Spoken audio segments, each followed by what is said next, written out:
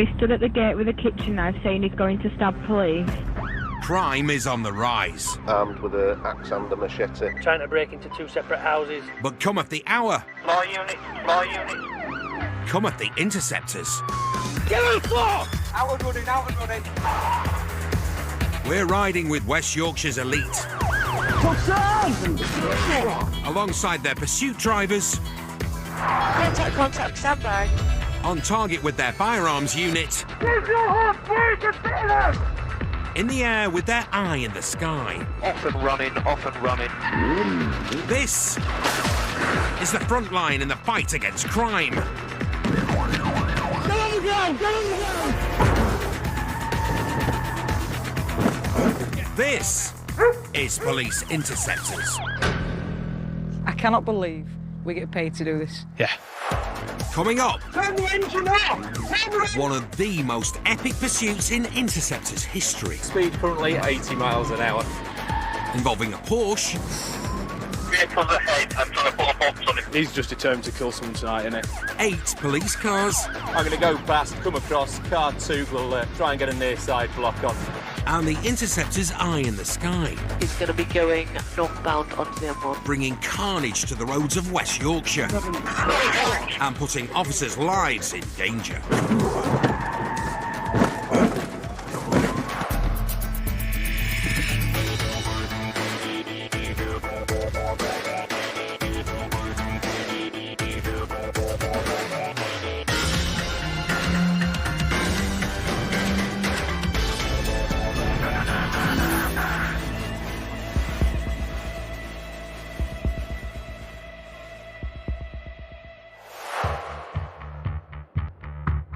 It's a wet night in West Yorkshire, and Interceptor Steve Oliver is showing the ropes to trainee Harry Preble. It's Sunday night. It's been rainy. I'm double crewed this evening. I've got young Harry with me, a student officer who's on attachment. I like taking students out. It's nice to just sort of bring them on, and Harry's been enthusiastic all week. It's nice when you have somebody who's actually interested in what you're doing. Cricket fan Steve's seen enough in his 18 years on the job to know that even the day of rest can be busy for the Interceptors. Sunday night for most people is an early night before they go to work, but obviously the people we deal with don't generally go to work in the morning, so anything that can happen at any time. Half an hour later, officers across the county are tailing a motor that has pinged their in-car computer as being uninsured. No insurance. The driver's pulling over, but he's waving them past. He's saying go fast. Yeah, don't want to go fast. The man behind the wheel of this top-end Porsche doesn't seem to realise it's him they're after. Don't turn his engine off. Mate, turn your engine off, I'm coming back. But the driver does the opposite, hits the gas and speeds off. 5-4, vehicle fail at a stop. Please road towards Ekman White. Steve and Harry, along with other units in the area, are heading over to assist. Got another traffic unit in the Hetman Winder area. The vehicle failing to stop for him, so we're making his way towards it at this moment in time. Vehicle fail at the stop. We're on Leeds Road, Ekman White. The 250 brake horsepower motor then spins around and heads back in the opposite direction. Trained authorised suitable vehicle. Yeah, we're fine for 0 miles an hour. No traffic on road. Road is slightly wet. Having floored it from the cops, he now decides to slow down for a red light. Red traffic light, stand by. Turn the engine off. Please, turn the engine off! Turn the engine off! Turn the engine off! Get your body one out and... We're now Leeds Road towards your base. The Leeds Road straight on. Yeah, keep going. The driver may have been undecided, but he's now definitely testing the 2-ton, 150-mile-an-hour Porsche's performance. It's now 70 miles an hour. 70 miles an hour. Safe to continue. He then runs a red light at a junction on the wrong side of the road. Wrong side of bollards, but it is safe to continue. Straight on, towards the 62. Other cars have joined the pursuit as it heads onto the motorway. Yeah, we're at M62 on at the M62. And watching from above is the Interceptor's eye in the sky. 3 it's M62 eastbound from junction 27. With the motorway free of traffic, it's the perfect time to make their move. But stopping this 2-ton sports car won't be easy. And as the cops try to get in front, the driver makes his intentions known. 3 is approaching junction 28, stand by. Steve and Harry are now on the motorway and catching up fast. Thanks, Romeo 5-1. Just confirming, are we still on the M62? I'm coming up past 28 now. 5-1, yes, that's confirmed, past 28. Steve's advanced driver and T-Pack trained. They're hoping to carry out a T-Pack or tactical pursuit and containment on the Porsche, which involves 3 or more cars boxing in a vehicle and forcing it to stop. Can we consider getting vehicles ahead and trying to put a box on? If we've got some X5s, please, they will be ideal. But stopping a car as big and powerful as this Porsche isn't going to be easy. And at the next exit, the driver refuses to play ball and bullies his way off the M62. 3 he's come off at 29. Looks like he's going to be going northbound onto the M1. Northbound now, committed northbound onto the M1. Steve catches up with his colleagues as they head onto the M1. 5-1, I am car 3 now. The pursuit is now heading north towards Leeds. And with other interceptors in position, it's time to make their move. Proceed control units, please. That's now 4 T-Pack units. If we can try and get a box on. As the lead car tries to get in front, the Porsche driver uses its performance to keep ahead and again swerves towards the cop car. Only the skills of the police driver have avoided a high-speed collision. The fleeing driver will clearly stop at nothing to get away. This pursuit needs to be brought to an end before someone gets seriously hurt.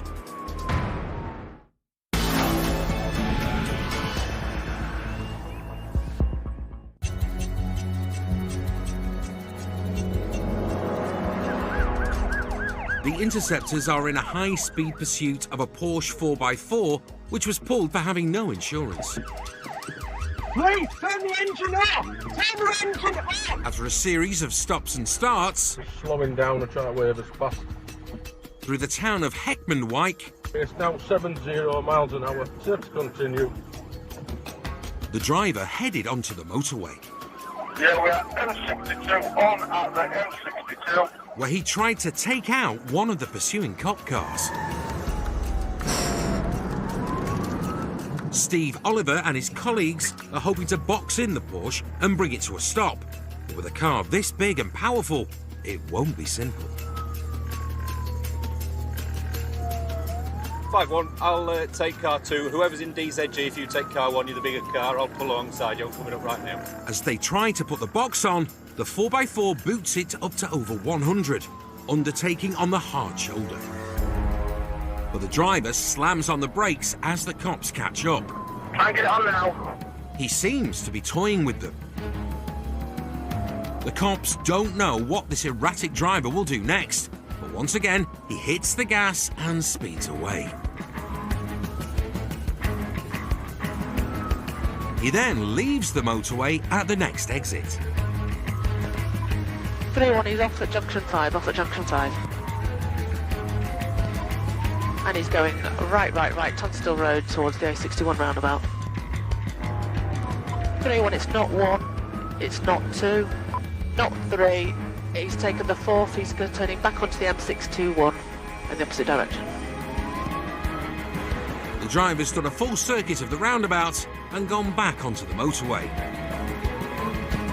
So M621 clockwise direction, back towards the M1.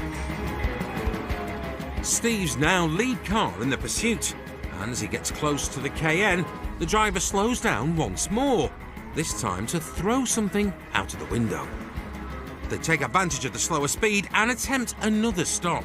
X-ray Romeo 5-1, I am car 1. If we can get a car up behind me, I'm going to go past, come across, car 2 come alongside, we'll try and get a near side block on. In fact, car 2, where it gets wider here, I'm going to go straight up. I'll drag him to the near side. If you can go past in lane 4. Steve tries to go up the inside while his colleague goes to the other, but it speeds up and manages to stay in front. X Romeo 5-1, yeah, speed currently 80 miles an hour. The Porsche now dives up the M1 and onto the M62, heading back in the direction it came from, once again coming within inches of hitting the pursuing police car. Sierra 4-1, at the next opportunity where you join the 62, I'd like the 3 boxing cars to pass the subject vehicle and form a 3-line box. 5-1, that's received. Steve, just bear in mind it's 4 lanes at the moment, mate. 4 lanes until we get past the next junction. They go for the box once more, but as they get into position, the Porsche again swerves into their path. On their next attempt, it's the traffic on the motorway that gets in the way. The runaway driver seizes his moment and aims for the exit road. 3-1, he's coming off at junction 28, coming off at junction 28. The driver runs a red at the roundabout and squeezes through traffic as he heads for a dual carriageway, taking him back to where the pursuit first started. Now things have changed. The pursuit and T-Pack on a smaller and tighter road is a much trickier proposition. Steve's colleague tries to get in front. But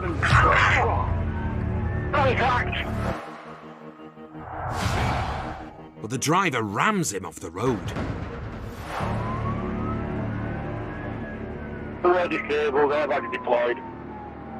Steve's the lead car once again, and as he gets close to the 4x4, it slows and swerves into him. 5-1, we've taken contact as well. Steve's car's taken a hit, but it's still okay to continue. Now on a single carriageway, and the fleeing driver's taken even more risks. Gone offside, I'm just dropping back a little bit. 3-1, he's continuing A650, keeps going on wrong side round the bollards. X-ray Romeo 5-1, we're just approaching a traffic light junction ahead. I think it's Crossroad Junction, stand by for directions.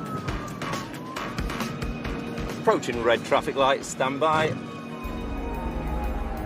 The 4x4 has slowed at a junction, with a colleague alongside and other cars behind. And we are right, heading general direction of Morley. Steve goes ahead of the Porsche to try and box it in. Everyone all right? Yeah. 5-1, we're out. The 4x4 driver has smashed into Steve's car, spinning it around 180 degrees and into a wall. Steve and Harry are unhurt, but their part in the pursuit is over.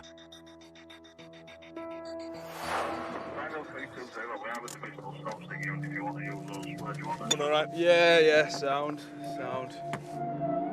The Porsche driver has taken out 2 police cars. It's clear that he will stop at nothing to escape. Yeah, well, he's just determined to kill someone tonight, isn't he? 5-1, we're disabled back near Brunswick Academy. You all right? Yeah, we're all fine, yeah. Is he coming back towards us? No, he's going down that way. He's gone Victoria Road, mate. The pursuit's been on for more than 25 minutes. There are now 6 police cars behind the 4x4, as well as the helicopter above. The net is closing in. Just going left at the roundabout and back.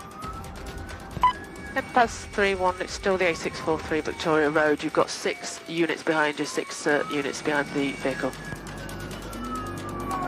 if we've got any seatback cars behind us, we can get down the side of it and try and stop him. He just keeps ramming up, so we're going to have to stop it. The driver's slowed down and is goading the cars behind him. Just for the officer's information, he's gesticulating out of the driver's window at us. As they head onto a dual carriageway, the team decide to make their move. But once again, the driver slams on his brakes. He speeds off but smashes into the cop car in front. This time, disabling his own motor. The driver ditches his stricken Porsche and makes a run for it. Drive out and running. We're calling on camera. On foot, he's no match for the Interceptors.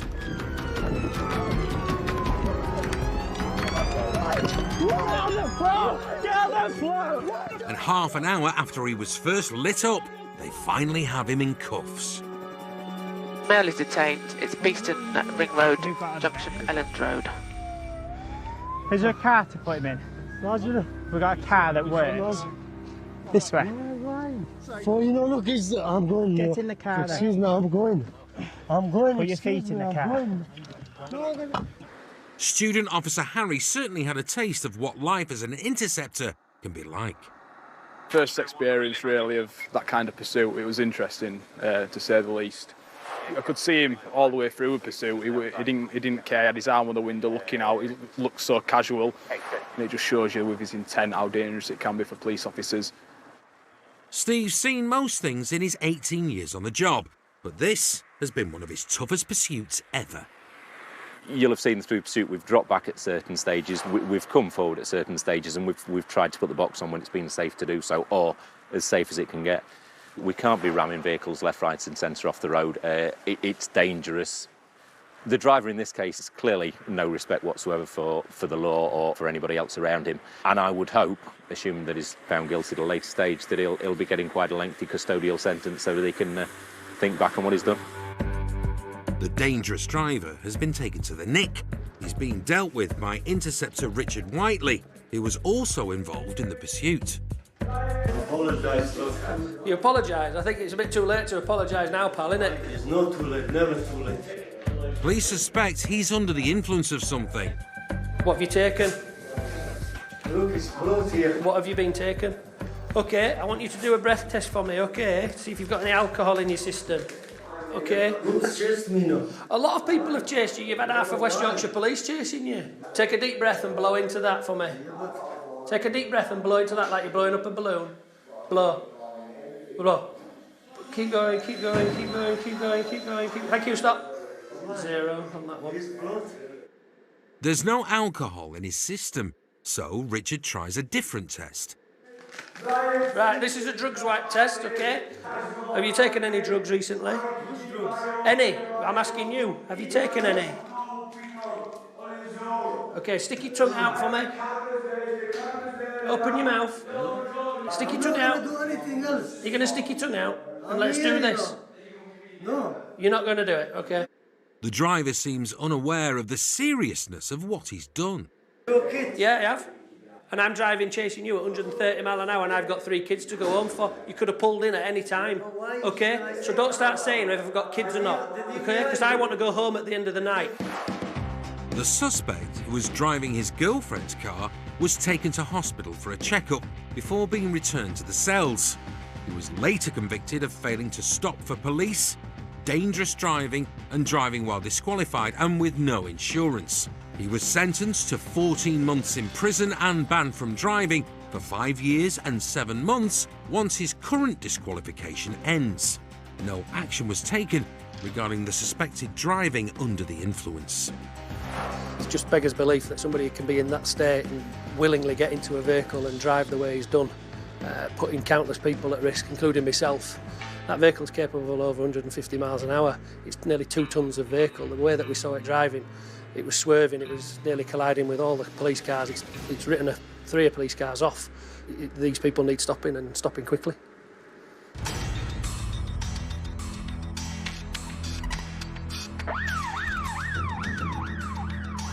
It's the evening shift, and Interceptors Ben Pearson and Ben Barraclough are en route to the scene of a very unpleasant-sounding accident. There's a collision up Toll Lane with the car's on its roof, but they said they pulled a baby or a small child from the car.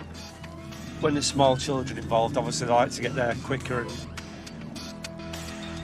They arrive to find paramedics and the fire service on scene. How are you doing? You all right? Car on roof, driver's done one. So no driver? No, done one. It's in another car. Yeah, to do with some crowd control, really. Right, okay. The driver's apparently left the scene, but Ben's concern is with the baby that has reportedly been pulled from a car. Oh. Are you two in the same car? Because we've got told there's a baby being pulled from a car. It turns out that the baby wasn't in the car that flipped over, but one of the parked cars it hit. And most importantly, she's fine. Good, right, that's all we needed to know. Right, cheers. Now they know the baby's fine, Ben and Ben need to start an investigation. But the crowds of people are making it difficult. Yeah, it's absolute bedlam up here. There's got to be 200 people in the street. It's on its roof. Please move back onto the pavement. Give us some space to work, thank you. It's like somebody that's squeezed a crisp packet and there's just people everywhere. You don't know who's a victim, you don't know who's a witness, you don't know who's a driver. There's belief at the moment that the driver of the 4x4 that's on its back has gone to hospital, so a unit's gone there. But you can see there's just people everywhere, just everybody's come out. So at the moment what we need is we just need a sterile area to work in. Then some of the crowd come forward with some info. Yeah. And then once it's come straight towards me, I don't know, then it's hit them cars and then it's ended up on the roof. The crash has also been filmed on a shop's CCTV. Let's press it again, press play again. The 4x4 clips a parked car before flying across the road, hitting another car, then flipping over. It's a miracle no one's been hurt. My colleagues will need a copy of it. And what else we'll need, we'll give you a shout. Thank you. Another officer's managed to track down the suspected driver of the car, who's in hospital. No, he's got a lump on the side of his head. A few abrasions there. He's got cuts to his knees, but yeah, he's been stuck in car. Some guys come along, got him out of the car and brought him straight up here. Now the priority is to get the road open. Mop it, get vehicle recovered, clear the scene off. If you just let Travel Link know, probably going to be closed for the next 40 minutes. Can you move onto the pavement, please? Onto the pavement, lad, please. Thank you. They need to get the fire engine out and a recovery truck in. And as well as the crowds of people on the roadside, motorists are still trying to drive into the street. Turn your car round now. Also give you a £100 fine for contravening mandatory... Listen, stop being stupid, turn your car round now. Do you want to get out of the car now? Right, turn your car round now. Turn now. Ben's stern words eventually have an effect. And having spoken to eyewitnesses and watched the CCTV, they now have a handle on what's happened. He's come round this corner far too quick and he's collided with the rear of this car. And the first car he's collided with on the offside of the road is the VW Golf in front of us, which I think caused him to flip. And it's come to land on its roof, leaking oil and God knows whatever else. Travelling far too quick for road conditions or distracted at the wheel. Until we've spoken to him, we're not going to know which one it was. The car the 4x4 hit smashed into a number of other vehicles, causing thousands of pounds worth of damage and a massive clean-up operation for the recovery team. But you can see it just draws everyone out of houses, and it's just harder to work when there's people about. Everyone's got their phones like this gentleman here. Yeah, lad. All going well, is it? You like filming? Yeah, of course. Right. It'll go around the community, it'll go on Facebook, it'll go everywhere. It's like bonfire night with fireworks. We all take pictures of fireworks, and then a month later when we're bored looking at them, we delete them. Do we? Obviously, yeah. Different gravy. And having spoken to witnesses and collected the CCTV, Ben and Ben can finally get away from the camera phones and get on with the shift. I'd rather be sat inside watching Coronation Street, not that I do watch Coronation Street, but I won't be sat on the street in drizzly rain, shouting at my mates. So, anyway, that's just my thing, innit? The cops were unable to prove who was behind the wheel. However, the owner of the vehicle has been charged with failing to provide driver details. He awaits his day in court.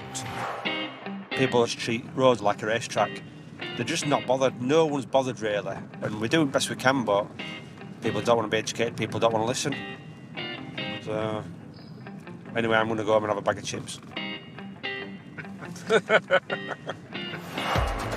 Still to come. We're behind a taxi. Got a group of lads in it. Get it stopped. An early morning chat with some suspected burglars. Hi, fellas. What are you doing?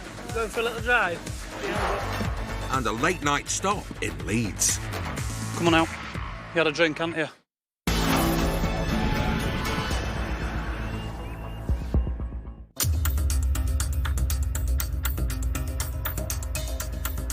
It's the early hours of the morning, and Interceptor Richard Whiteley and rookie Jill Davidson are out and about on the hunt for burglars. We're trying to catch these people who are out there breaking into houses and nicking cars. Got a tasking area, which we're heading to now. Intelligence states that obviously that's where the cars are going from, so hopefully we'll get up in the area and be in a position to respond to something.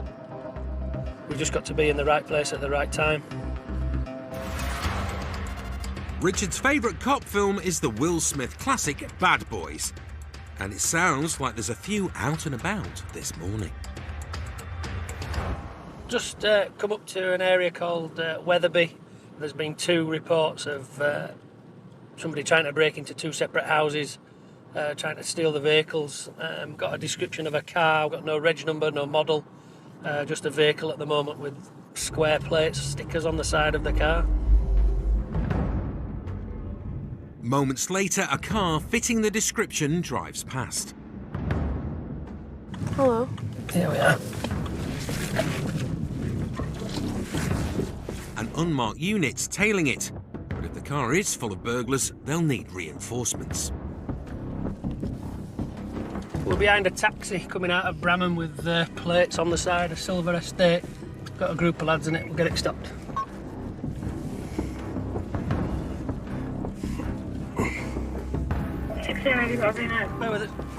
A taxi out at 4 in the morning may well not be doing anything wrong.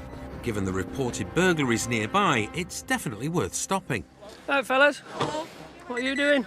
Oh, just going for a little drive. Going for a little drive? What are you doing? Me? Yeah. I've got a job now. Oh, your job? Right. Is this a taxi fare? Yeah, this is taxi. And whereabouts are you based?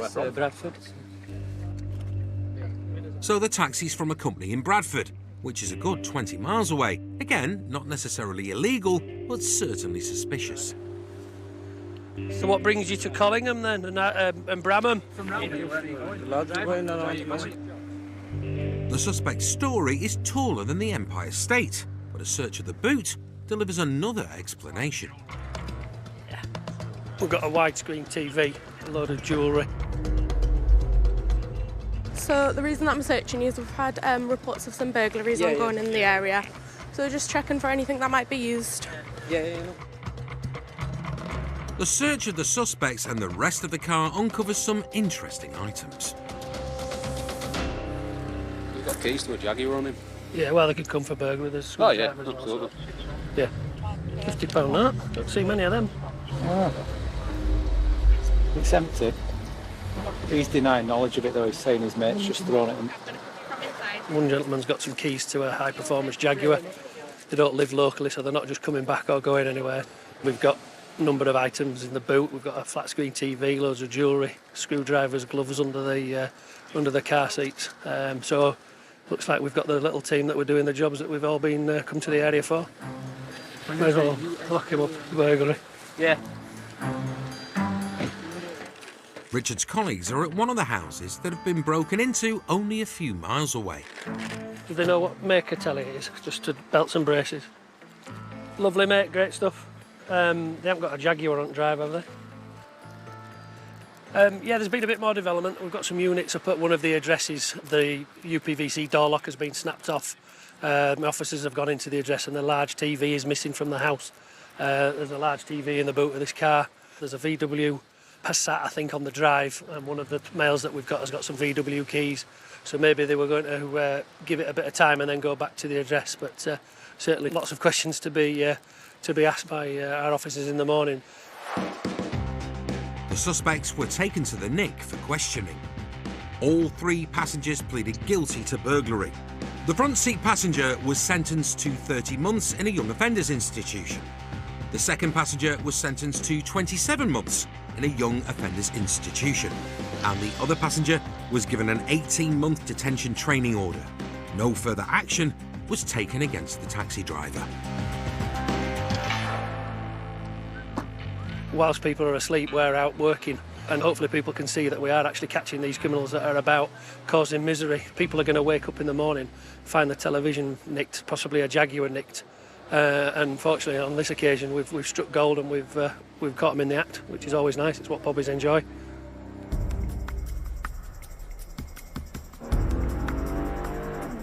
It's the early hours, and Interceptor Steve Suggett is in the unmarked car on the hunt for a man who's allegedly been overindulging in the delights of the city's nightlife. There's a report from Leeds City Centre CCTV of a male seen stumbling into a car. It's suspected that he might be a drunk driver. It's been driving around, but it's now parked up again. The occupant's got out and disappeared. But there's a likelihood that he'll probably come back to it, so we're going to just make our way to the area, see if we can get it in sight with a view to getting it stopped. Leeds United fan, nicknamed Suggs, has been a police officer in West Yorkshire for more than 19 years. He's seen firsthand the damage drink drivers can cause. The seriousness of this is that someone who's so drunk that they don't know what they're doing is potentially going to seriously injure or kill somebody if they're in a collision with somebody. They have no thoughts for themselves or others. As Steve approaches the city centre, CCTV are keeping eyes on the car, but there's no sign of the driver. Sarah Fallon, can you still see it on camera? Yeah, received. It's just round the corner from Core Lane, parked up on the right. Fallon, that's received. Just let us know when it moves off. Steve's parked up around the corner. He needs the driver to be behind the wheel in order to arrest him for drink driving, and doesn't want him to know the police are watching. I don't want to drive onto the road there. You know, if he looks in and sees me here in my police uniform, he's not going to get back in the car, is he? So all Steve can do is wait. Sheriff 01, what's the description of the driver? He's got dark top on and beige coloured trousers on. 10 minutes later, Steve's plan pays off. There we go, Leeds watch. A man fitting the description gets into the car. And after eventually getting it started, he's off. Steve's straight after him. Moving off from Core Lane, the Ferrari unit still nearby. Leeds, much appreciated. Sierra 41, yeah, coming down Core Lane now. Steve's unmarked car gets behind the suspect vehicle, and he now has a marked police car behind him.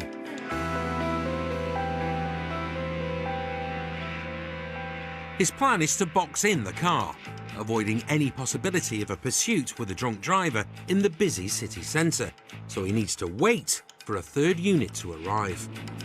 Any other preemptive trained units at Leeds City Centre?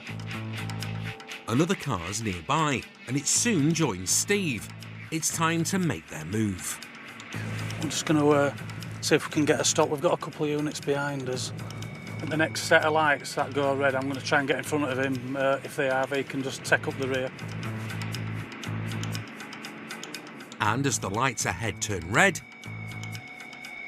I'm just going to cut it right in front of him here. Steve's got his man. Turn your engine off. Unbuckle your seatbelt.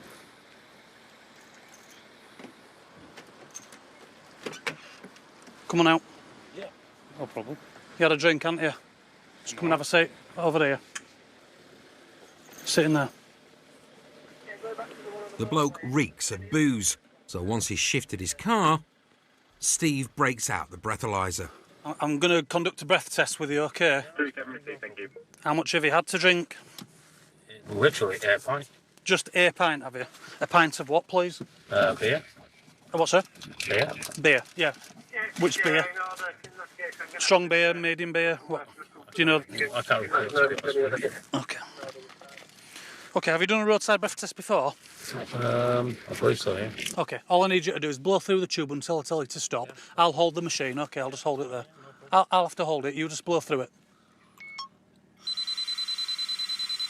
Thank you very much. It's not good news for the driver. You provided a positive sample of breath, okay, so you're under arrest on suspicion of driving whilst over the prescribed limit. He's clearly had more than 1 pint of beer. He's blown 107. That's more than 3 times the legal limit.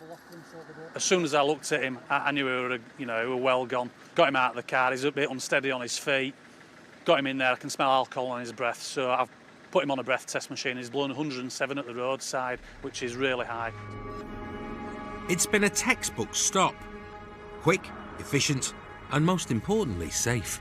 We're in a busy city centre, it's nighttime economy, there's a lot of people walking about, and this person's driving his car. The likelihood is he could have knocked anyone down, seriously injured or killed them. Likewise, he could have hit another car. Back at the police station, the man blows once more.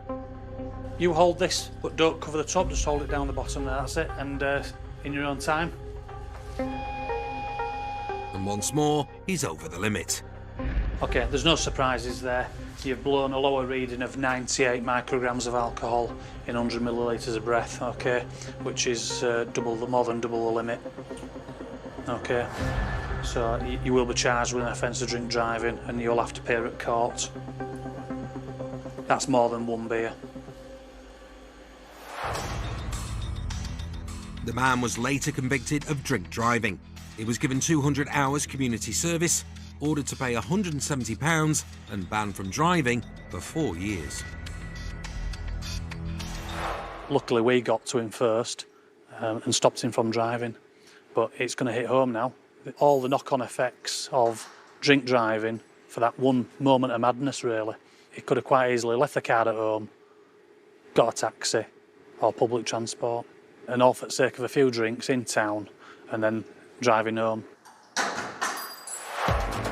Coming up, how the chuff have you managed to do that? a stuck van But I didn't see this one. You didn't see the sign? leads to a deflated Dan. Yeah, this is definitely, most definitely what I joined the job for.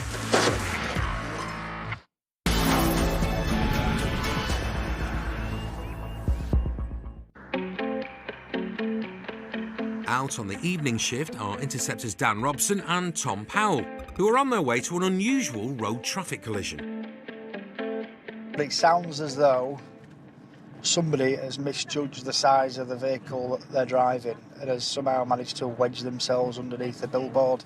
And his phone just said he's scared to move his vehicle because he thinks everything's going to fall down. So, yeah, we'll go and have a look and see how on earth he's managed to do that. 11-year veteran Tom is a big fan of Thai food, rugby league and real ale. While his crime-fighting colleague Dan prefers Chinese food, football and a rum and coke. Though he's not convinced the stricken driver has been on the sauce tonight. When you get a report like this, and it sounds like a bit of a strange one, and on one hand you'd say it's a decent shout that it could have alcohol or drugs as a factor, but the guy that's crashed his car and wedged it under a billboard has called us himself, which it'd be a bit like a turkey voting for Christmas. But the driver may not be a turkey, but on arrival it's clear that he's stuffed himself pretty badly. how the chuff have you managed to do that? Has he pulled into a bay or a bus stop? Oh, he's pulled into a cycle lane. Well done. A Luton van is well and truly wedged under a road sign. Dan and Tom need to find out how, and then get it out safely. Hello. How are you? Are you the driver? Yeah, I'm the driver, yeah. Oh dear. You didn't want to do that? So I didn't see this one. You didn't see the sign? Well, there's only one thing for it. What are you thinking? He's going to have to drive it off. As the van's got in, they're hoping it can get out again, though they're taking precautions.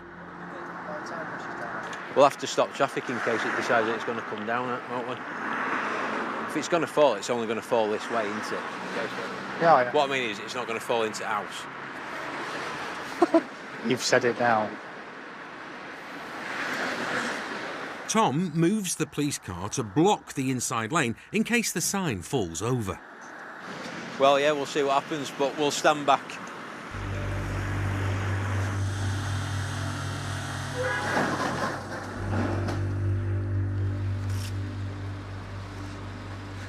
Oops. Dan, get him to go back. Hey? Get him to go back. It's damaged already now. You're gonna have to. It's gonna have to get moved, isn't it? Whichever way the van's meant to be moving, it's not going anywhere. They need a plan B. Like the tyre pressure's down a bit. Front and rear. Yeah. Letting air out of the tyres may lower the van enough to get out. So the Interceptors get to work. It's like the policing equivalent of watching paint dry, this. They don't teach this at police training school. Dan's not a happy chappy. Yeah, this is most definitely what I joined the job for. To let tyre pressure down. Let's not catch criminals. And once the tyres are as deflated as Dan, it's time for a second attempt. Guess you could give it another try. The plan is going well.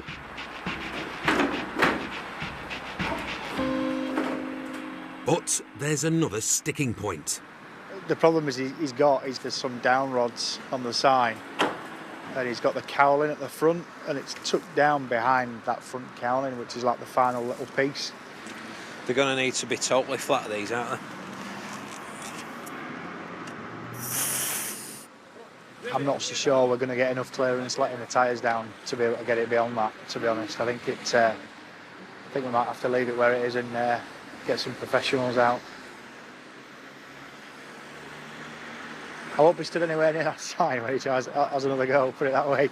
And once the tyres are almost flat, it's time to try again. Right, come forward just a couple of inches, see if you can unhook it.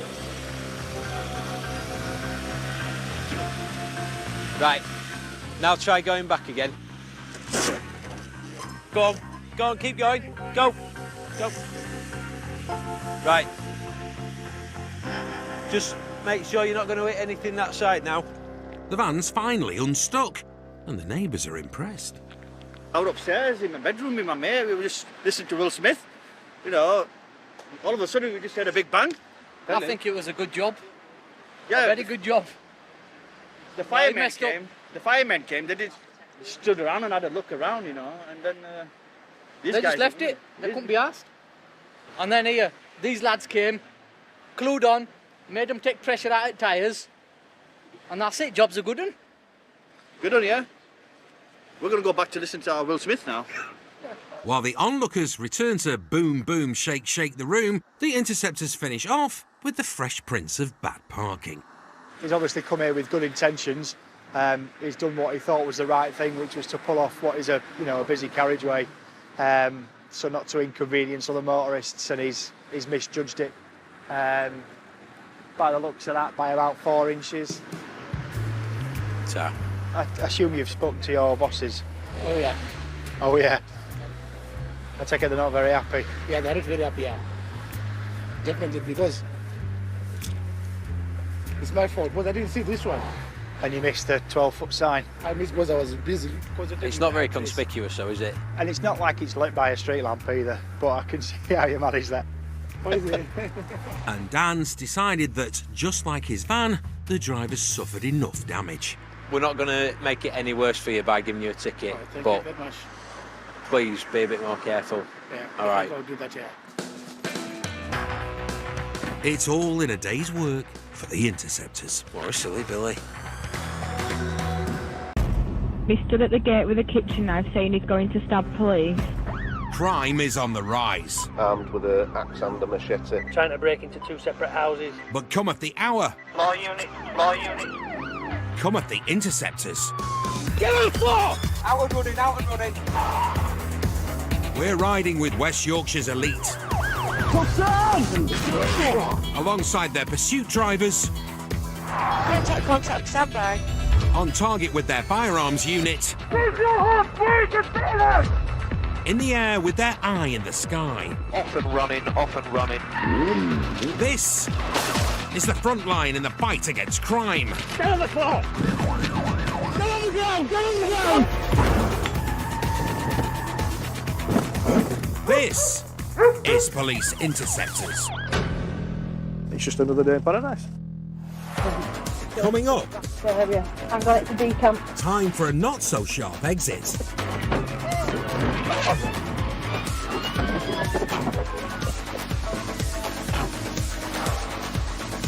Chump versus Chopper. Decamp.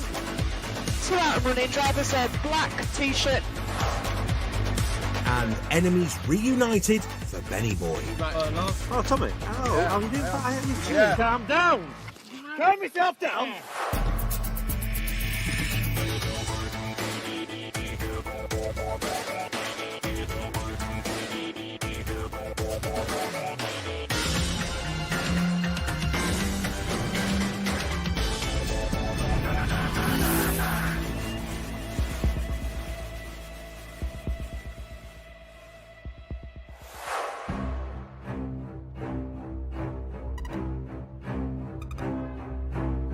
It's the witching hour.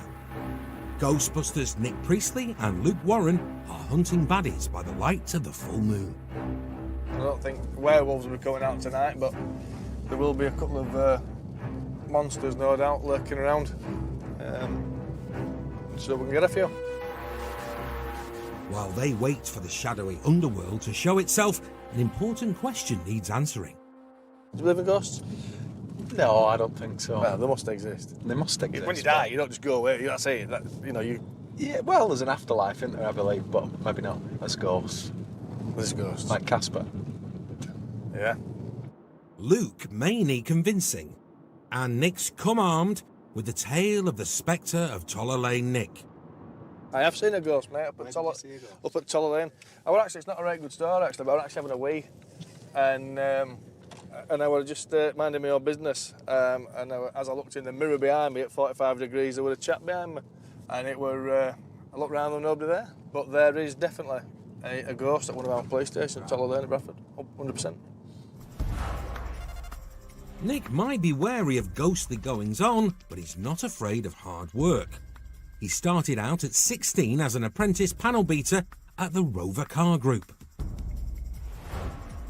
And he's about to get a visitation from a past life. Right, I'm just on Wakefield Road, mate. What sort of Rover is it? 75. The Rover 75, the executive's wheels of choice in a bygone era. But this one's not bound for the boardroom. There's a Rover that's done a commercial burglary in Huddersfield. I don't know if it's today or overnight, and it's quite a rare car now. It's a Rover. I don't know if it's a Rover 75 or a 25, but either or, it'll stand out. And it's just hit one of our NPR cameras not a million miles away from here. So we're just going to go flood the area and just see what we can pick up. Nick awaits a reunion with the 75. Another unit has picked it up.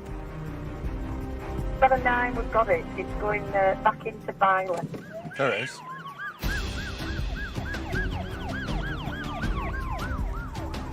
They're third in a cop car convoy. 50 car 3. The officer at the sharp end is Interceptor Claire Gray.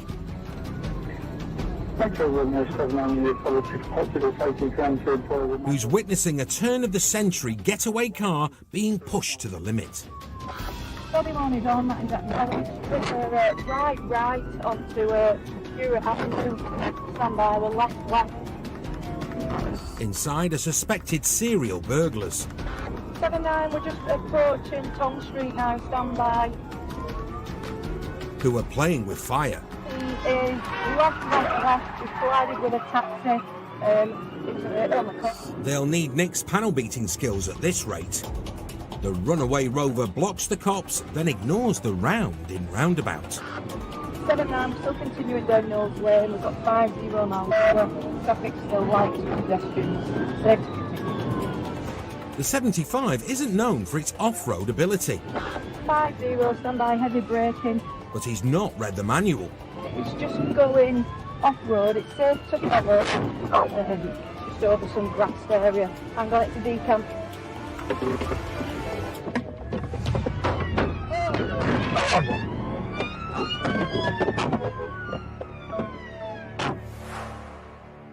It's Rover and out as the bad guys decamp like pinballs bouncing off into the darkness.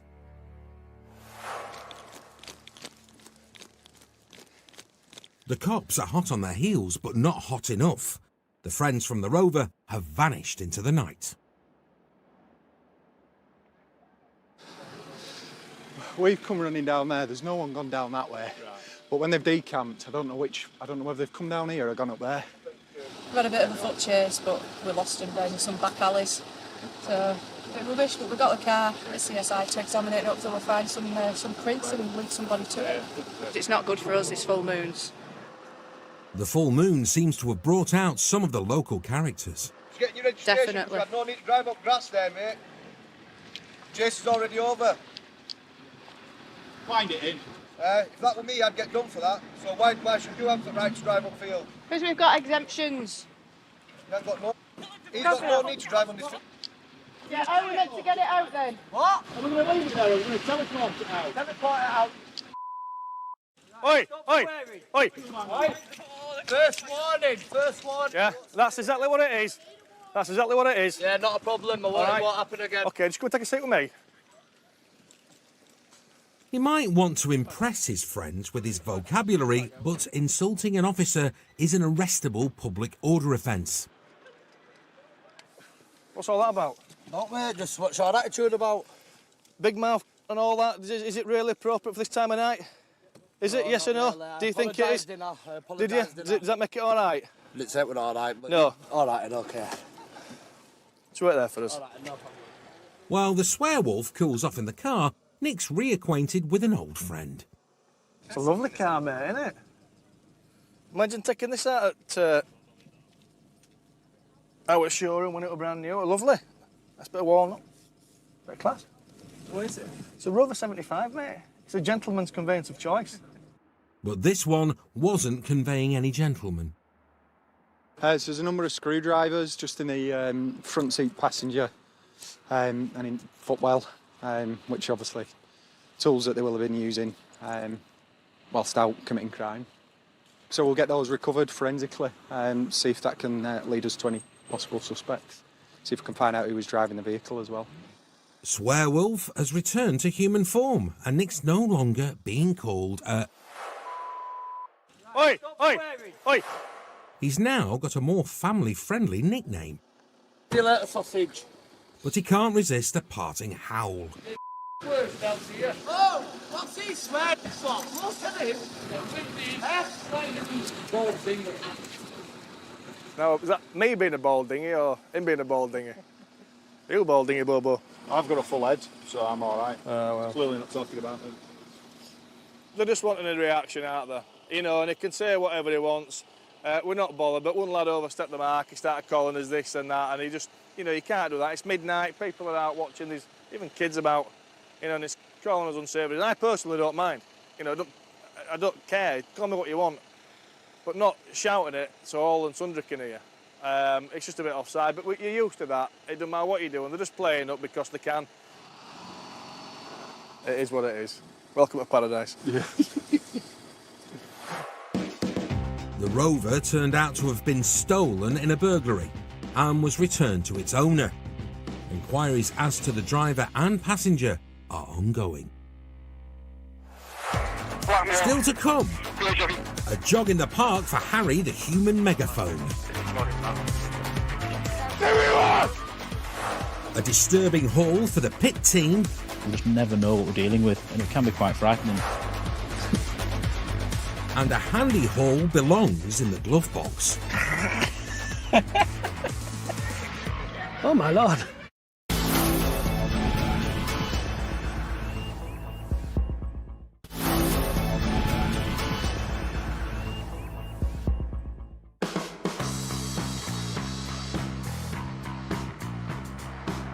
The use of weapons is on the rise in West Yorkshire, but the Interceptors have their own secret weapon. The Pit Team, made up of seasoned crime busters like Steph Lyschuk and Harry Jeffrey. We're just making our way to Castleford along the M62. There's been some information that's been rung in by a member of the public about a silver Seat Altea that's involved in the supply of drugs. They don't want to be caught with it because they know that they'll probably go to prison if they've got a lot of drugs on them, and they want to avoid that. So if they get any chance to run or evade us, then they will take that chance. I've got my running legs on today, though. So. Yeah, oh, sweet. This rugby-playing officer has big boots to fill, coming from a long line of West Yorkshire coppers. Fortunately, Big H measures up with size 13 feet. We're just in an area of Castleford now. We've sighted possible drug users congregating. So we're just watching, see where they're going, try get in the area where the car will pop out, and then we'll try and implement a strike on it. The suspect car is on the move, and the boys plot up in their unmarked Beamer. We're at back of Escape, just after the train station. It looks like they might be in luck. Towards Escape, it's coming towards us. Do you want me to get Stinger out? You won't have time. We've got no cars to cover. But it's a false alarm. It's taken second exit, not out there, it's continued on past Tram. It's Leeds Road. The Seat has taken a different route, but the pit team hunt in packs.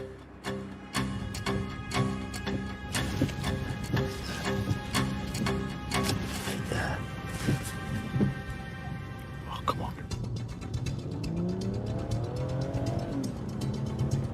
And they've caught their prey up ahead. 2-2, we've got a vehicle detected. We've got a driver, it's a passenger, blackmail. The driver is detained, but the passenger has legged it. When the player pass, please. Situation, description for runner. A colleague points the way. He went that way. Get round. And word is he might be armed. Apparently he's got a knife on him as well, this lad. Will you give us a description, please, buddy? Blackmail. Plenty of cops are on hand to point him out. I'll see if we can get round. But it falls to Harry to chase him down, while Steph blocks the escape route. Steph, go for the car! With every second crucial, Harry digs deep.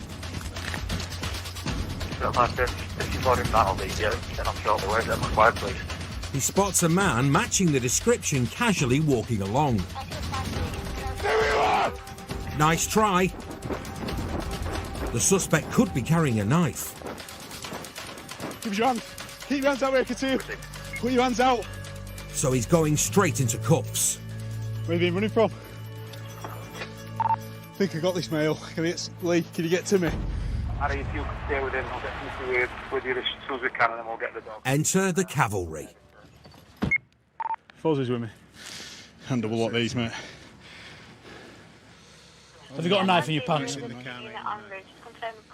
There doesn't appear to be a blade, but there is something else of interest.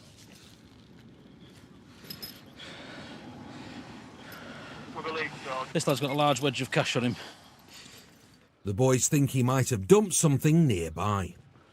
There's loads of wasteland there. Did you see where he ran on there? As soon as I popped through here, he's been coming this way from there. Over there. It's come. You see those houses over there? Yeah. I was there and he's come over this fence. You said that white sign, didn't you? Yeah. That area there, I reckon. By the time we've sighted him, he's been walking. So we think he's dropped something in bushes. So fingers crossed we'll find something. The suspect was out of sight in a large area, which means a lot of legwork. Luckily, some interceptors have 4 of them. Dog's far more effective at searching an open area like that than we are. Just be wary, dog's off lead. So we're looking for the knife that he's been seen carrying, which he didn't have when we detained him, and drugs that he may have discarded. But fingers crossed, we'll come up trumps. A thorough search turns up no trump card, but cops at the car have been dealt a dodgy pair. Cannabis alongside something more alarming. Located within the vehicle, we found a large hunting-style, Rambo-style knife. and also a baseball bat wrapped in we think is barbed wire. We just never know what we're dealing with. You know, one minute you could be dealing with somebody really, really nice, and then the next thing is they pull a weapon out like that on you, and it can be quite frightening, but it's an ever-increasing thing that we're coming across. The passenger was summoned to court for possession of cannabis and possession of a knife in public. No further action was taken against the driver.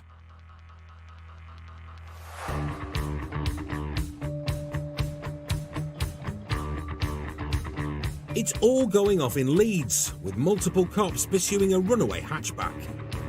It's black Ford Fiesta towards Rainbow approach. Flying through the outskirts to intercept dynamic duo Richard Jaffa Whiteley and Steph Rushworth. So take a right at the traffic lights. Come on, where is it? This advanced driver's dreammobile is an Aston Martin DB5, but he's more than happy today in his patrol car of choice, the BMW 3 Series. That's acknowledged. Broad lane. Broad lane. Down here. I know, I want to Speed is 50 mile an hour. Traffic is light, risky. Stay here. Can you get a stinger set up? But with the pursuit just half a mile away, there's no time to deploy the spikes. Romeo 4-1, we are on Broad Lane at the moment, Waterloo. It's going to be coming up here. Incoming. That's it. Still Broad lane. Speed is 60 miles an hour. Traffic is light, risky slow. Do they want us to take over? The fleeing Fiesta has an unmarked pit car breathing down its neck. Romeo 4-1, we are car number 2. There's 2 white males in the vehicle. In a move straight out of the big book of losing the cops, they head straight for a built-up estate. Intersect continue. Yes, right. Fairfield Terrace. Up ahead, the Fiesta hangs a left into a public park. Put your handset on 2 interrupts. It's too risky for the police cars to follow. Got that on there, mate. But these criminals haven't bargained on one thing. The all-seeing eye in the sky. The police chopper picks up the pursuit in the nick of time, just as the Fiesta exits the path.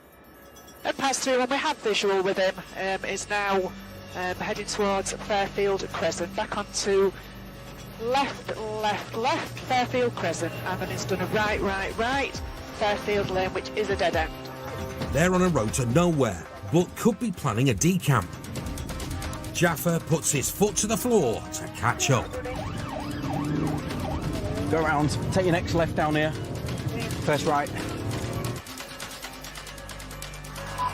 Yeah, it's decamp, 2 out and running, drivers are black t-shirt, navy blue shorts, passenger wearing grey. While the chopper tracks the suspects, Jaffa and Steph are moments behind.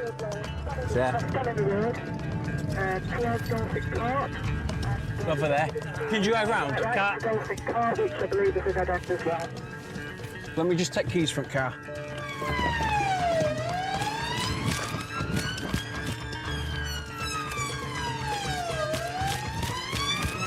Right, I've got key, mate.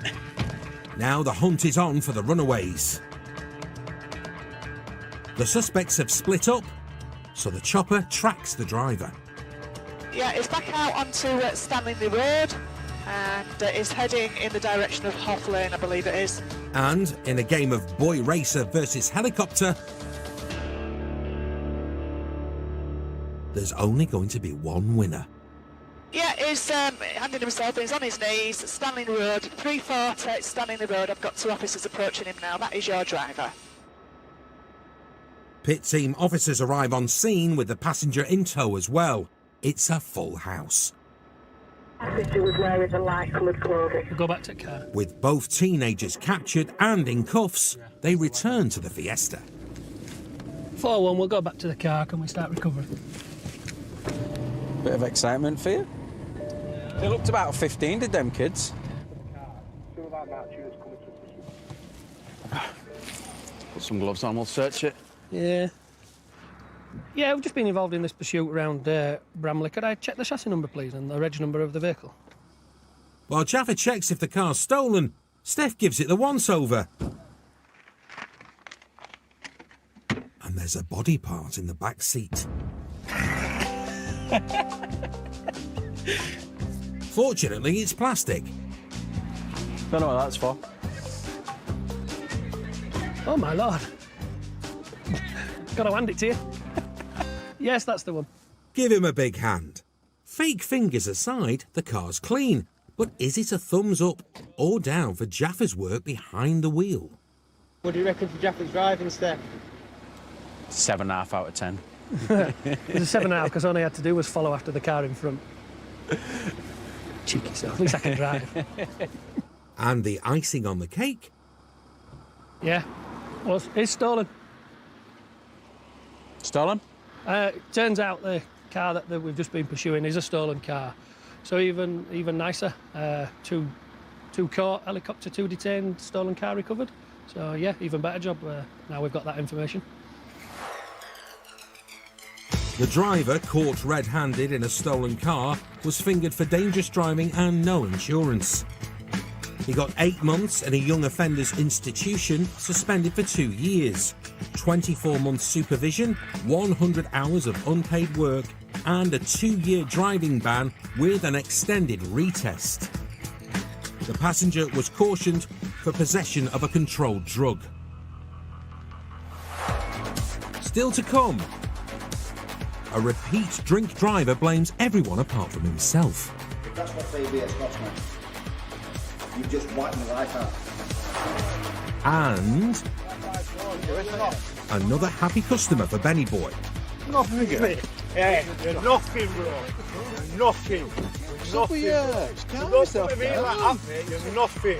You're nothing.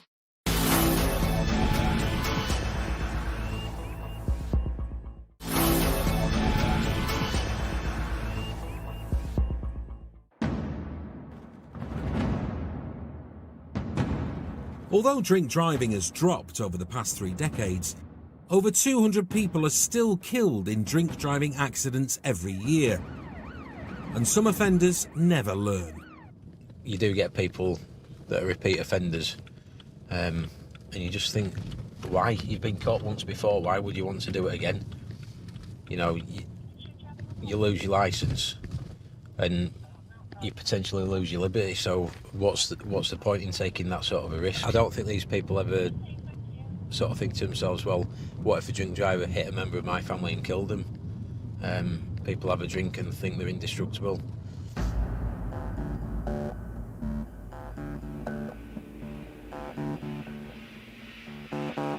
Officers Tom Whitehouse and Dave Robbo Robson are acting on a tip-off. He's regularly out drink driving and usually sits at St Ledger's pub, so it'd be nice to catch up to him if we can do. The suspect apparently lives just 500 metres from the pub. It's fair to say Tom is less than impressed. As far as I'm concerned, it's zero tolerance. It's ridiculous. If you're going to be drinking, you either walk or get a taxi home. It's the majority of collisions we see are from people that are under the influence of either drink or drugs.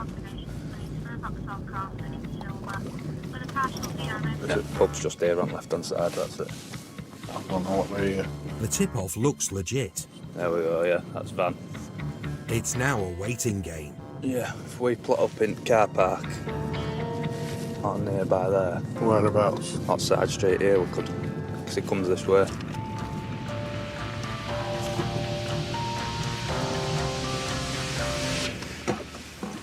Been told he usually leaves about quarter to the hour, so we'll see.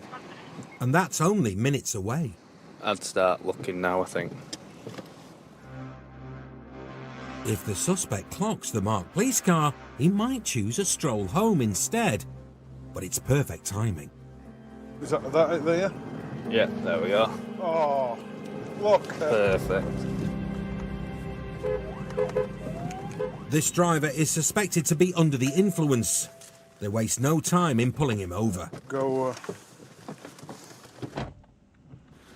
Look, guys. Hello, sir. How we doing? All right. So we flick engine off.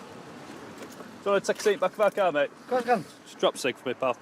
Right, we've had information that you've just been drinking. So therefore we're going to require a breath test from yourself. That's fine. Okay. Down to business. So when was your last drink? About 10 minutes ago. 10 minutes. 10 minutes. Well, no, not even that, probably 5. As the suspect has just been drinking, his levels may still be rising. We'll give it another 10 minutes. Give it a couple of minutes and we'll... We've been stopped before for it then? Yeah, I have, mate, yes. Have you? We've been convicted in past then? I'm an ex-squaddy. You what, sort of? I was an ex-squaddy. Mike. The ex-squaddy avoids the question. Maybe as he's a repeat drink driver with 3 convictions to his name. How much have we had to drink today, Phil? I think about 2. 2? 2 and a bit. Time to put the 2 and a bit to the test. Right, buddy, lean forward for me. Put your lips around here, I'll hold it, and give me one long continuous breath until I say to stop. Keep going. Lovely. Spot on. Right, sir. You have blown 77, which is double the legal limit. It seems the bit might actually have been a lot. So at this time, you're under arrest, under suspicion of driving whilst over the prescribed limit of alcohol. Okay, fine. You don't have to say anything, but it may harm your defence if you don't mention when questioned, some of which will later rely on in court, and if you do so, maybe given evidence. You should be used to this by now. Stand up for me, mate. Really? Yeah, I'm sure. Safe in cuffs, it's off to the nick. The suspect is keen to remind the boys he served in the forces. Do you like to get me army warrant card out of my pocket? It don't matter who you are, I don't know you from Adam, do I? So... No, you don't. No, I'm just telling you what I've done for a living. Well, regardless of what you've done for a living, we treat everyone the same. Quality, mate, yeah. Happy days. If it's sympathy he's after, it's in short supply. And by the time they reach the nick, that's sunk in. You boys have to do your job, I know that. The outcome is the outcome, whatever happens. Don't worry, I don't take my cup. I know, I'm not. Trust me. Whatever happens. I don't hold against it. Well, the thing is... You don't hold against it? It's not first time as well, though, is it? No, I've had a couple of goes again. But again, I did come asking. But he's still trying to justify his actions. You've not been what I've been. No, you've not done what I've done. No, I'm not saying I have. I've also been to a lot of road traffic collisions where people have died due to drugs and alcohol, so it's swings and roundabouts, isn't it? It's more of a slippery slope. He's facing a 4th drink driving conviction. If you'd just like to take a seat on there for me. So I require you to provide 2 specimens of breath for analysis by means of an approved device. Take a big deep breath, seal the lips on that, and blow. Keep going, keep going, keep going, keep going, keep going, keep going, keep going. That's great, thank you. Just have a seat again now.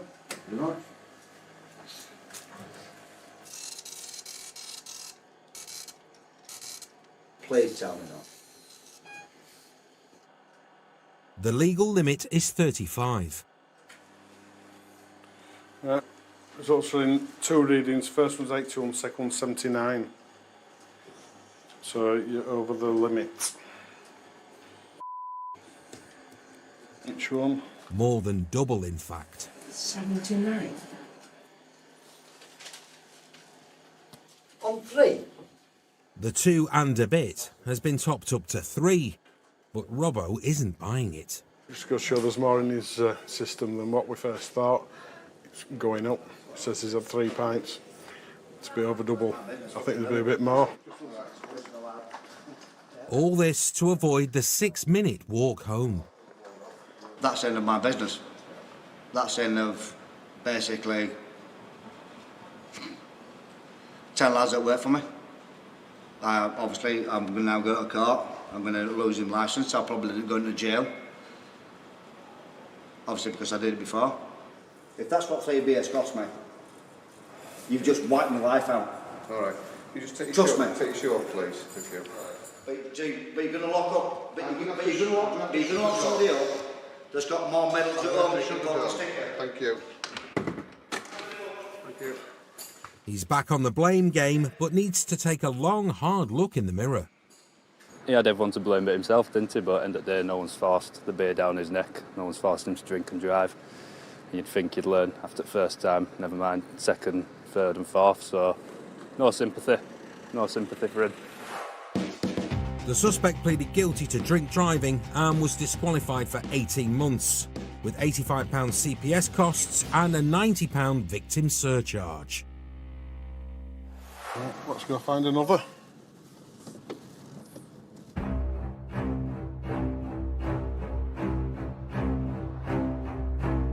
It's the middle of the night shift. All around town, patrols are on the hunt for a suspected clone silver Golf. But so far, their prey is proving elusive. I've turned its lights off and we have successfully lost sight of it. Going towards Queensborough, Bradford. Get behind it. Rather than chase shadows, Ben Pearson and Matt Ransom box clever and plot up. And Sugar Ray Benny is buzzing. I've got more sugar in me now than a sugar factory's got in Sugarville. This sweet-toothed copper is a secret Take That fan who used to love treading the boards at school. But the only drama this evening is in his stomach. It's tingling my tum-tum. It's just like there's that buzz in there knowing that something's happening. Another one coming. It's just obviously back to this cat and mouse game. The mouse in the stolen Golf is proving hard to catch, despite the number of cats on the prowl. There's more cops in one little village now than there is anywhere else, probably in England. And we can't seem to drop on them. But as the sun rises, there's a breakthrough. The silver Golf has been spotted a couple of miles away in Halifax. So we're going to head towards the area. It's got a unit plotted up where it's been seen.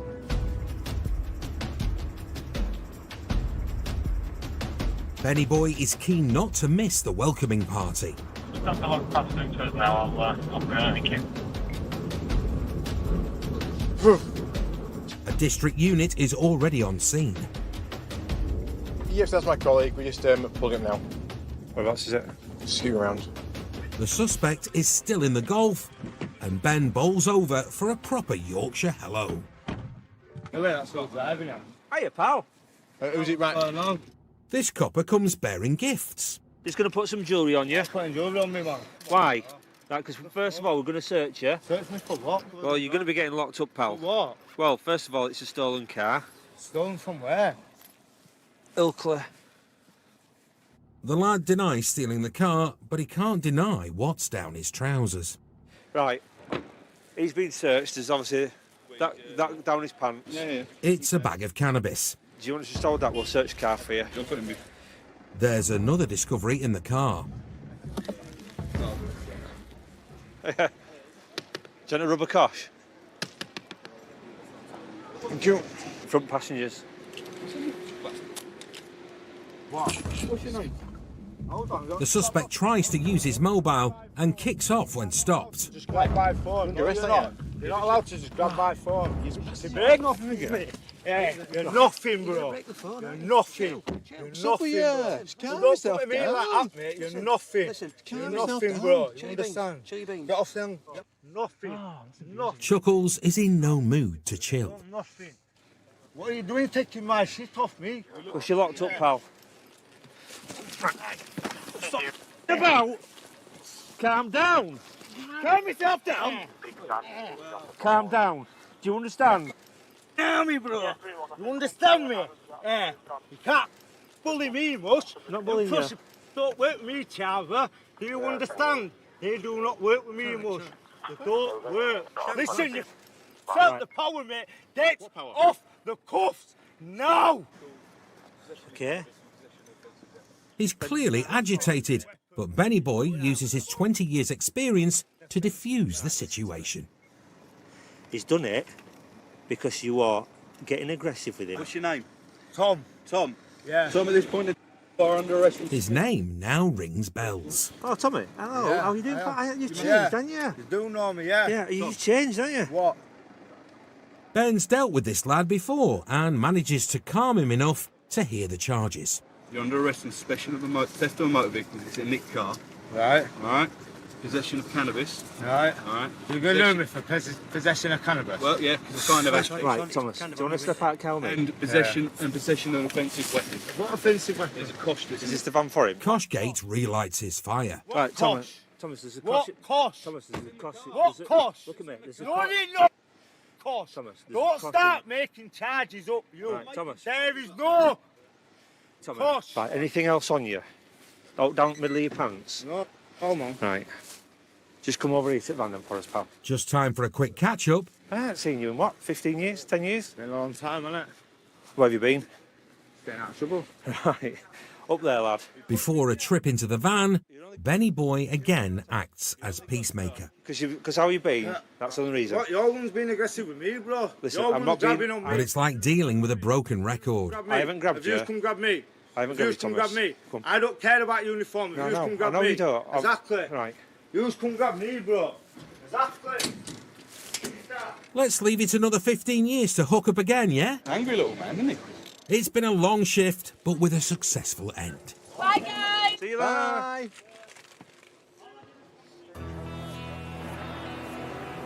A lot of people, if you think about a cat and mouse, they know they've lost. They're in the stolen car, they're under arrest, and they've nowhere to go. So the only thing they can do basically is get frustrated and kick off.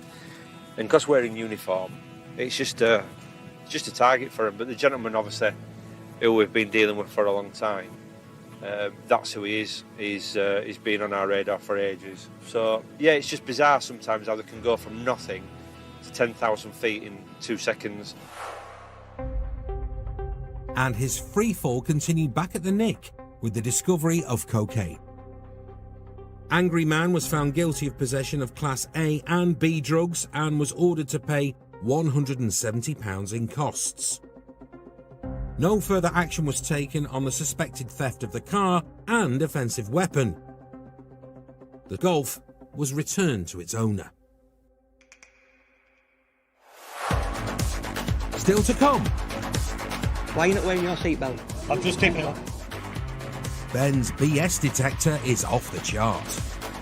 Don't lie to me, because nobody plugs the seatbelt in, unplugs it, puts it behind the back and then plugs it in again, do they? Yeah. So why are you not wearing your seatbelt?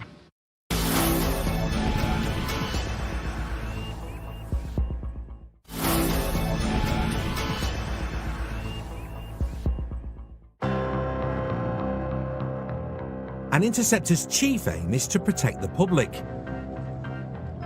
And saving lives for a living is certainly something to sing about. It's just a little bit of education. Just wear your seatbelt and keep safe. Over a third of car occupants killed in crashes aren't wearing seatbelts. And Benz, Pearson and Barraclough have been singing the same broken record for years. See, it's not hard, is it? Just to go click, click. Click, click. Yet it's amazing how many drivers fail to get the message. It doesn't even feel right when you don't wear your seatbelt. No, it's like coming to work without a watch on. You know what I mean? Coming to work with no pants on. I've done that before. Haven't we all, Ben? But it's the driver of a black Audi who's been caught with his pants down today. He's buckled up but sat on the belt. Hello, are you all right? Yeah, no problem. And to make things much worse, the two kids aren't strapped in car seats either. Have you got a child on your lap? What is it? Child on the lap. Child. You know, 2 arms, 2 legs, small, fragile. Right, but why are they not in seats? It's to protect who? You, me, or them? Are they your kids? Well, I picked them up from the airport. Right, just let me pull behind you a minute. Is he a taxi? I've got no idea. Are you a taxi, Sunshine? 2 little bambinos in back at car. Hey there, Bambino. Let's just have a quick sneaky little look. In a 30-mile-an-hour crash, the injury to an 8-kilo child thrown from a seat is similar to falling 3 stories. So it's time for a sermon from the singing seatbelt crew. Hello, you all right? Yeah, no, Right. The kids, obviously, Yes, yes. they need to be in child restraints, don't they? Yes. So, if they have a smash now, Yes. What's going to happen to the children? Just explain to me what's going to happen to them. They're going to die. Yeah. A dad who doesn't strap the kids in safely can expect both barrels if mum finds out. But not this dad. Are you mum? Right, mum. Why have you got a seatbelt on then? For safety. Yeah, for safety. And what about the little ones? Hello, you all right? While Benny Boy plays the broken record to mum. But that's going to really hurt them. That's why they have child restraints. Baby Ben spins the B-side for dad. Hiya, pal. Why are you not wearing your seatbelt? I've just taken it off. It's plugged in. Yeah. Don't lie to me, because nobody plugs the seatbelt in, unplugs it, puts it behind the back and then plugs it in again, do they? Yeah. So why are you not wearing your seatbelt? His tongue seems to have been restrained. What they do is they put the seatbelt behind him, plug it in, and then it doesn't beep. So it gives the impression when you're following him from behind they've got a seatbelt on. Not only that, he's got 2 children, under 5-year-old, in the back of the car, not restrained correctly. Correct child seat use reduces the risk of casualty by 75%. Do you want to jump out and have a seat in my car? En route to the Beamer, the driver loosens his tongue and locates the hardest word. Please, look, I'm really sorry, right? I assure you am. You take a seat in there and I'll have a chat with you. All right, everything that we say and do in there is recorded. All right. But the Bens haven't finished their well-practiced number on seat belt safety. Do you know if you were in a bump, right, what's going to happen to them children? And this performance is in stereo. They're beautiful little girls. You just don't want them to get hurt, do you? Do you know what I mean? We're not being unfair. We want you to be safe, don't we? They even preach to the kids. You can bump your head there, and then what'll happen? Right. So you need to be telling your dad you can't drive. You can't drive with no child seats. I wouldn't never let him know to. But you did. Yeah. We have a massive thing with people not wearing the seatbelts. If a car comes around the corner that's making off or just driving like an idiot, as a collision with the car, the children are going to be seriously injured. It seems petty to a lot of people, but this is what Fatal 4 is. One of the Fatal 4, it's the biggest contributor to injuries or fatal collisions on the road. It's about education rather than prosecution. If he learns, kids don't get injured, and that's all we want. We don't want kids to get injured on the road. Please, please, please, if you've got children in the car, make sure that you have the correct fastening equipment. You knew that you were going to the airport to collect these children. Yeah? These children didn't just miraculously fall off a plane and into your car, did they? I made a mistake. You did make a mistake, correct. I would suggest that you walk the children home. Yeah, I would do. From here, because you've got no equipment to continually carry these children. As the family sets off on foot. Do I get an high five? Go on. Do I get an high five off you as well? Good. Can I have your horsey? Yeah. Okay. The message is well and truly delivered. Right. See you later. But driving without a seatbelt, the driver safely secured himself a place on the seatbelt awareness course. In the meantime, as long as drivers fail to buckle up, the Ben's broken record will be on continuous play in West Yorkshire. It's just a little bit of education. Xin chào các bé yêu nhé. Hôm nay chúng mình sẽ lại tiếp tục gặp nhau. Hôm trước thì chúng mình đã cùng nhau vận dụng kiến thức và làm xong bài tập số 1 và số 2 rồi đúng không nhỉ? Hôm nay thì chúng mình sẽ tiếp tục làm sang bài tập số 3 nhé. Bài tập số 3 sẽ có đề bài là tính nhẩm này, được chưa? Bây giờ chúng mình sẽ cùng nhau đọc phép tính nhé. Mình có phép tính đầu tiên là 46 trừ 10 và trừ 2. Bây giờ cô sẽ hướng dẫn chúng mình này. Bình thường ấy thì chúng mình sẽ tính từ lần lượt từ trái sang phải đúng không? Nhưng hôm nay thì chúng mình sẽ làm theo một cách khác nhé. Chúng mình sẽ lấy 10 trừ đi 2 trước này, được chưa? Mình sẽ lấy 10 trừ đi 2 trước, kết quả sẽ được 8 phải không? Kết quả được 8 đúng không? Mình sẽ lấy 46 trừ đi 8, thêm kết quả bằng bao nhiêu? Không, bây giờ chúng mình sẽ tính như này.